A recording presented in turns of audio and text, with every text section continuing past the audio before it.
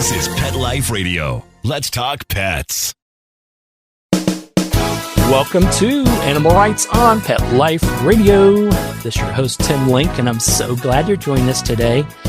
We have a super fun show for you. I love getting great children's books with fabulous illustrations. And the illustrations in the book that I'm going to share with you and the illustrator, Grace Helmer, is one of the best I've ever seen. So it touches my heart. And of course, the name of the book is called Van Gogh's Dog. So we're going to pick her brain a little bit about the book, but mostly talk about the wonderful illustrations and designs that are within the book and sort of how do you create a children's book with wonderful illustrations and everything. Do you start with illustrations first? Do you write the book? Let's go hand in hand. How's all that work? So we'll talk to the master herself, Grace Helmer, in just a moment. You're listening to Animal Rights on Pet Life Radio. Talk to the paw. Hi, this is Amy Shore. Hi, I'm Jane Lynch. This is Mandy Moore. Hi there, I'm Kate Walsh. This is Catherine Heigl. There's only one station that gives you the scoop on wagging tongues and tails. And who's walking who in Renton and Tinseltown. Pet Life Radio, the tail wagger. Let's talk pets on PetLifeRadio.com. Welcome back to Animal Rights on Pet Life Radio. Welcoming to the show is artist and illustrator Grace Helmer. Grace, welcome to the show. Hi. Thank you for having me. I'm so glad to have you. I love the book. Of course, it's in conjunction with the writers Georgia Larson, and you did all the illustrations in the book and all the designs. And with Van Gogh's dog, well, I have to start right off the bat. I do have to ask you this. Did Van Gogh have a dog? No. I knew that. I do know a little bit about Van Gogh. We went to the Van Gogh experience, the traveling thing that they're doing, which was fabulous. But I get asked that all the time. When I said, hey, I'm going to interview Grace Helmer about the book. She did all the illustrations in the book, Van Gogh's dog. And of course, they're like, great. Did he have a dog? So no dog, but in Grace Helmer's mind, there is a wonderful dog into all kinds of mischief. So tell us a little bit about the book and a little bit about the mischief of the dog. Well, the book is, using a bit of creative license, but to give Van Gogh a dog. But in the book, he's struggling to find inspiration for his paintings. And that's when our cheeky dog called Sunny comes in and steals his paintbrushes and the sunflowers around him and runs off through his paint palette and leads Van Gogh all through town, like through many scenes that we recognize from all his paintings, like the Night Cafe, Cafe Terrace at Night, and the Starry Night painting, the super famous ones. And the chase then gets like Van Gogh all excited to paint again and is full of ideas, all thanks to cheeky little dog. I love it. And I'm thinking, he did such wonderful work to begin with. Of course, we didn't recognize that till many, many, many years later. But perhaps if he did have a dog, we could have seen even more out of him. So exactly. Yes. And I love the play on the work. We got sunflowers and of course the dog's named Sunny, which is fantastic. And I love that. And most of all, and you hit it on the head, I love the fact that you led us through with your illustrations of his most famous work. Some of the things we recognize, even the most, whether you're an avid Van Gogh fan or an avid artist or you're just a novice, these, these paintings, everything about, Starry Night and the cafe and, even self-portrait, these type of things. And you blended them not only into the book, but you actually had a separate section towards the back of the book with your illustrations of his famous paintings. Yeah, so there's, I guess, the whole idea of the book and the series, because there is a book, the first one in the series is called Monet's Cat. It's all about like introducing children and adults as well to the works of like these famous artists through kind of these illustrated stories, all inspired by their artwork, making it a bit more accessible, I guess, for the younger readers.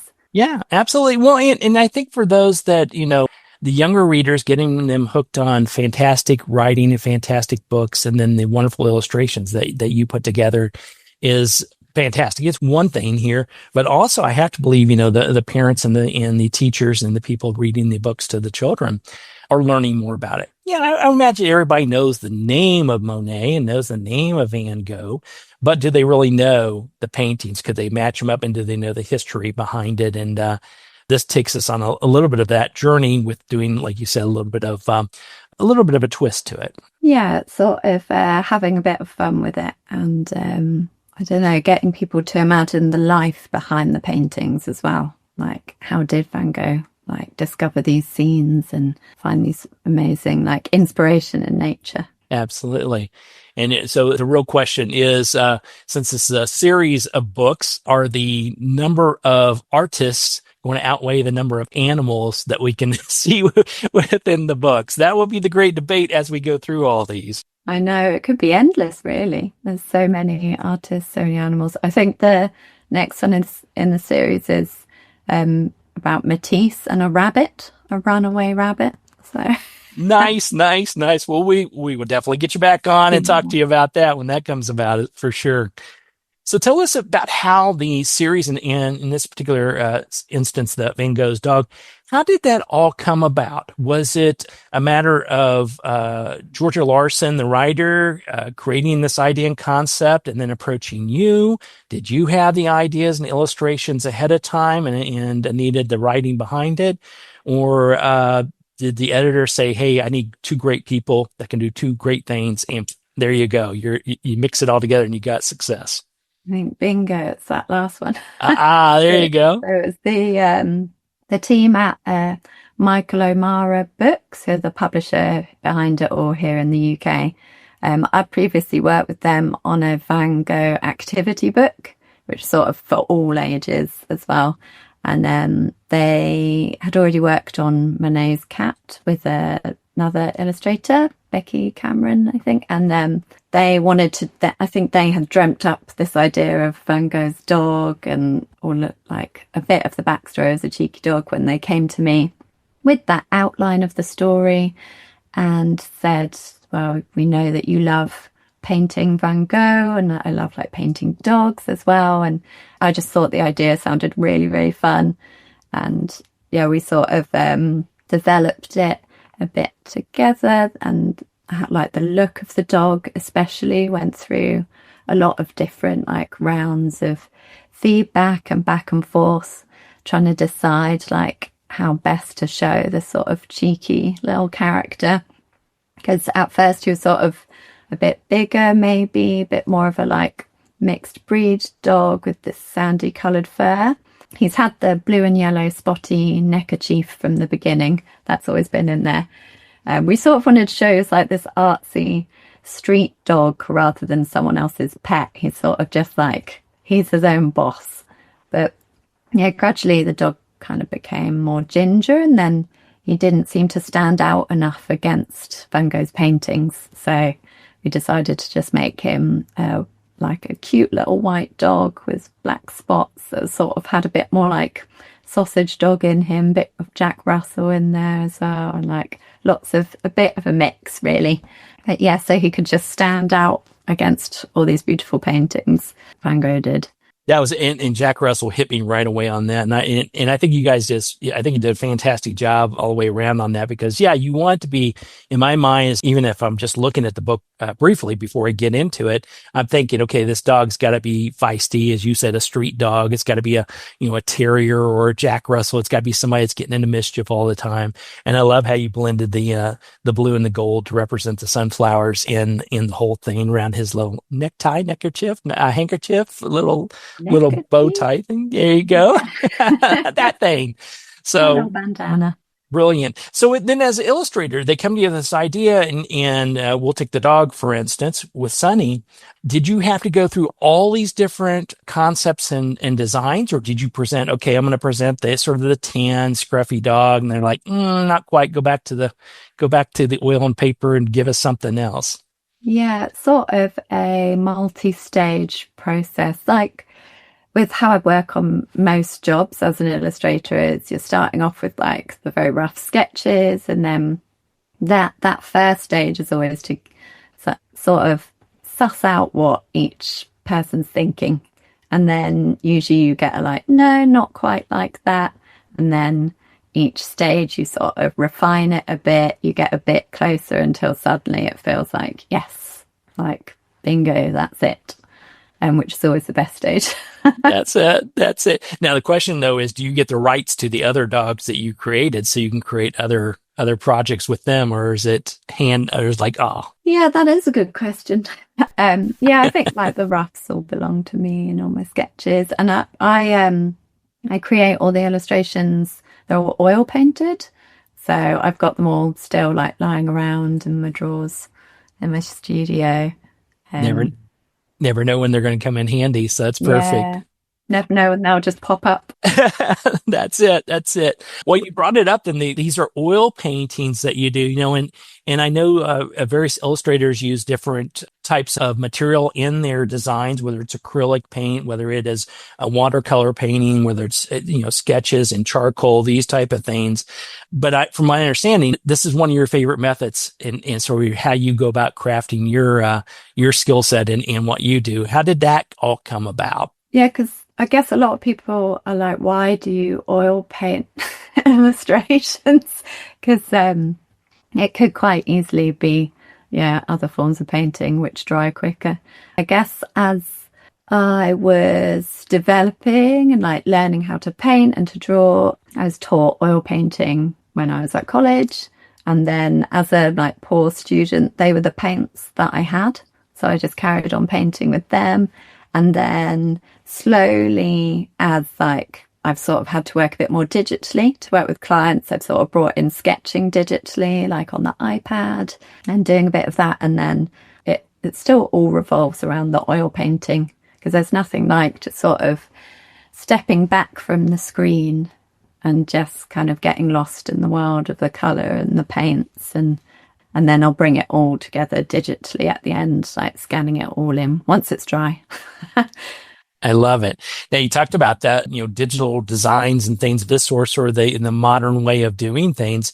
Now, obviously with your work, not only have you been involved with, putting together children's books and designs there, but you've also worked with major corporations in doing designs. How is that different when you're working with, say Google or the New Yorker, these type of places that they're asking for you to put together something? Is that still the oil designs, or are they asking you to go back to do something digitally, or is it a combination of both? Probably a combination, but yes, I guess sometimes it will depend more on the deadline, like how much time do I have to do it, rather than like the size of the client.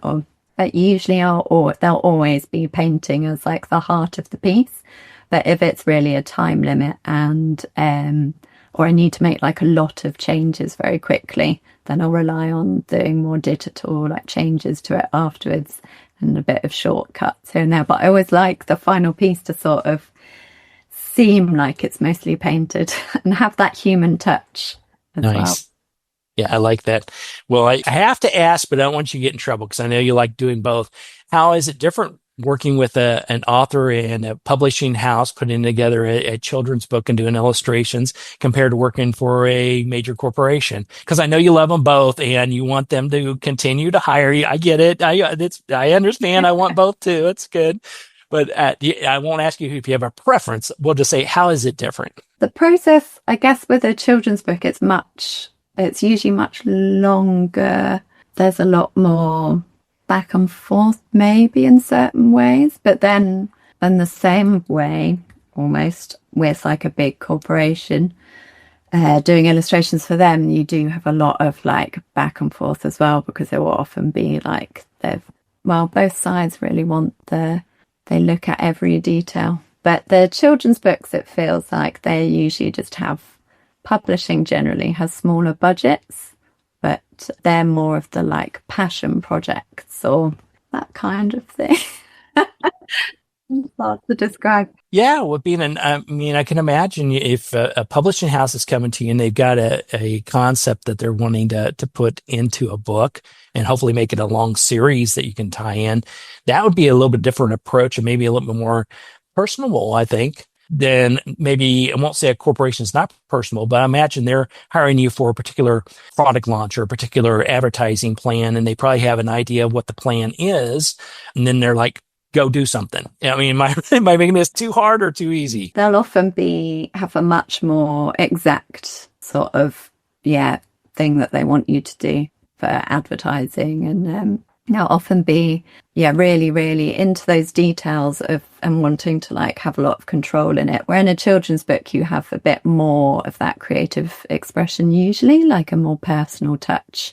You can put sort of more of yourself into it, in my experience. But every client is different. Every project is different. And so you got to keep your versatile hats on to be able to accomplish that. And you do a great job with that. Well, we're going to take a quick commercial break. We'll come back and continue our conversation with artist and illustrator Grace Helmer, talk a little bit more about the book Van Gogh's Dog. And I want to talk to Grace a little bit about just illustration in general. How do you do that? How do you wear all these different hats, and how do you put it in such beautiful artistry inside of a book for children? So everybody hang tight. We'll come back right after this commercial break. You're listening to Animal Rights on Pet Life Radio. Hi, this is Tim Link, animal communicator and pet expert and host of Animal Rights on Pet Life Radio. Have you ever wanted to know what your pet is really thinking? Do you want to find out if they truly understand what you're trying to tell them? Or wish you could build a better understanding and closer relationship with your pet? Well, now you can. Learning to Communicate with Animals is a 4-part on-demand workshop. In the workshop, you'll learn the essential techniques that are necessary to communicate with animals, including what is animal communication, breathing correctly to achieve the perfect state to communicate with your animals at a deeper level, using guided meditation exercises, a method to communicate with animals, and how to send and receive information from your animals. So if you're wanting to learn how to communicate and connect with your animals at a deeper level, visit petliferadio.com/workshop and purchase and download Learning to Communicate with Animals. You'll be glad you did. Let's talk pets. Let's talk pets On Pet Life Radio. Pet Life Radio. PetLifeRadio.com.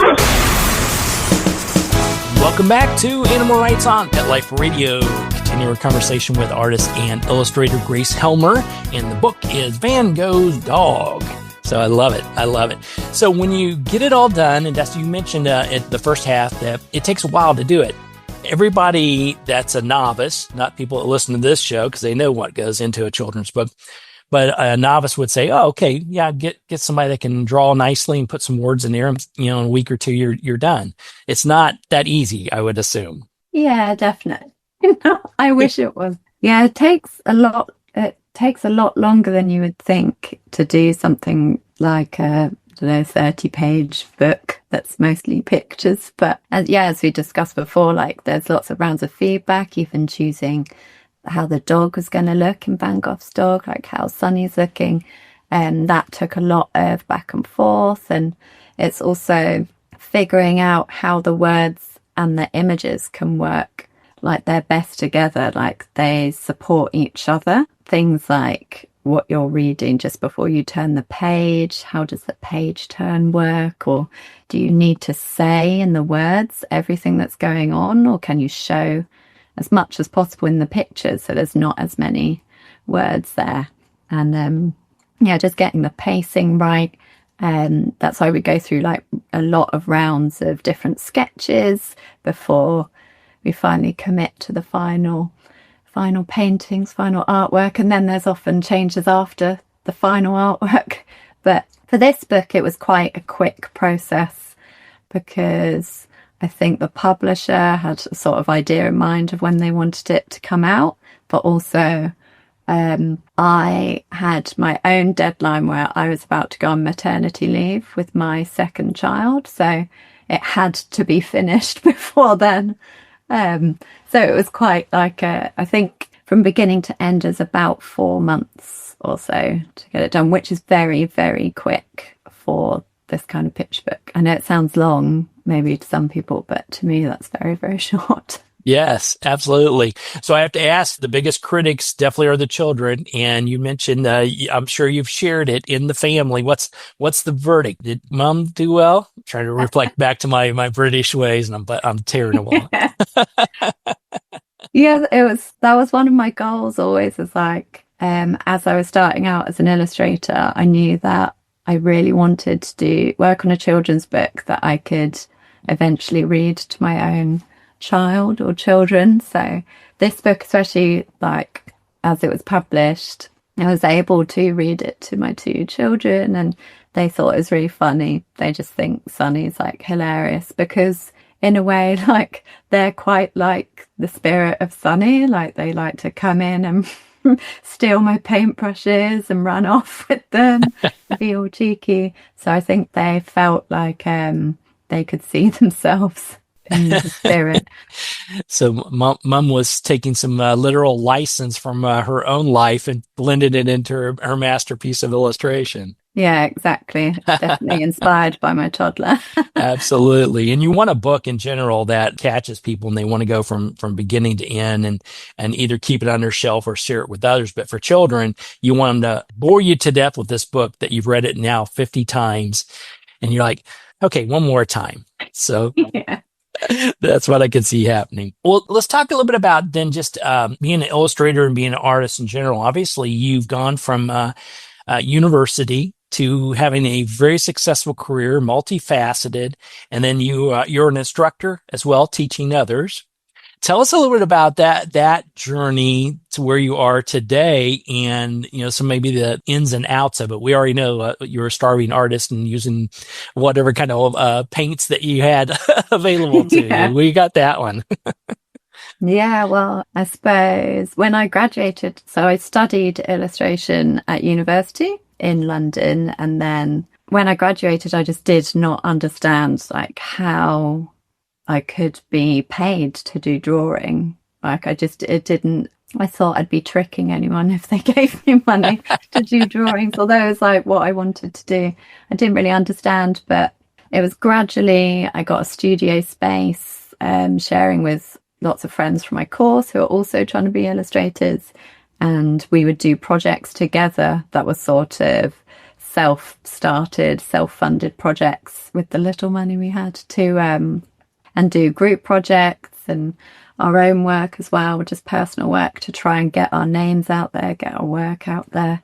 And then just little by little started to be contacted for small jobs, lots of editorial jobs, lots of those sorts of, they're the kind of illustration jobs that seem to be disappearing now a bit for more recent graduates, which is very sad because for illustrators, that's the best way to practice is those quick like newspaper or magazine illustrations. So I did a lot of those, a lot of internships and just carrying on building up clients and just somehow end up here.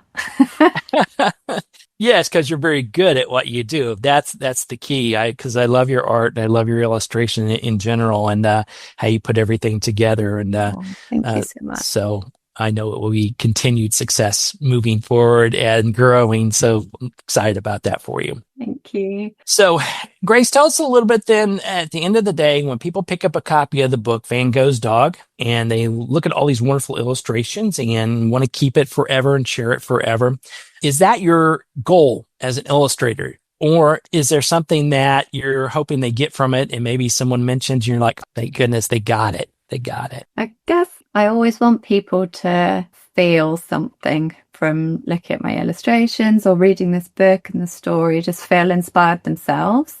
And because for me, like through creating the artwork for it, I'd studied Van Gogh like when I was back in, I don't know what you call it in America, but here we'd call it primary school. Yeah, grade school. So to me, it was just like, that was kind of faded memories. I didn't know much about him. And then from doing more work, like having to be inspired by his work, it just gave me so much more like excitement to create and all the like brush strokes he uses and the movement and the unusual color combinations. And I just like love all his landscapes. So I hope when people would read this book or look at my work in it, that they'd also feel that sort of that energy and that sense of excitement and kind of be inspired by stuff around them maybe as well. Nice. So Van Gogh inspires you and Sunny the dog inspired Van Gogh. So it worked out great. Where can people find out more about you and your work, Grace, and also pick up a copy of the book, Van Gogh's Dog? Well, I've got my website, which is gracehelmer.com, and Instagram as well. And yeah, I think you can get a copy of the book from all good publishers, independent booksellers. Fantastic. Well, everybody definitely pick up a book. We'll get that posted. Everybody take a look at gracehelmer.com and all the wonderful stuff that she does. It's just brilliant. You'll see everything in there from flowers to landscapes to dogs to even bums, as we call it. So, or we don't call it that here in the States. I can't say. This is a family show. So, but yeah, I saw there's a separate section for that. Brilliant. Yeah, take a look at that. There you go. So it's at gracehelmer.com. And everybody pick up a copy of the book. It's available everywhere, online, independent, everywhere where you like to buy your books. It's Van Gogh's Dog, written by great Georgia Larson, and wonderful illustrations by Grace Helmer. Grace, thank you so much for coming on the show. Congratulations on the success of the book. Continued success with everything. And yeah, we'll be expecting a drop of a book or an email when the next one comes along. Oh, thank you so much for having me. It's been so fun. Absolutely. Well, we're coming to the end of the show today. I want to thank everyone for listening to Animal Rights on Pet Life Radio. I want to thank the producers and sponsors for making this show possible. If you have any questions, ideas, comments for the show, drop us a line. You can go to PetLifeRadio.com, and we'll be glad to answer your questions, entertain your comments, and bring on the people you want to hear from most. And while you're there, check out all the other wonderful shows and hosts. It's a barking good time at PetLifeRadio.com. So until next time, write a great story about the animals in your life, and who knows, you may be the next guest on Animal Rights, Pet Life Radio. Have a great day. Let's Talk Pets, every week on demand, only on PetLifeRadio.com.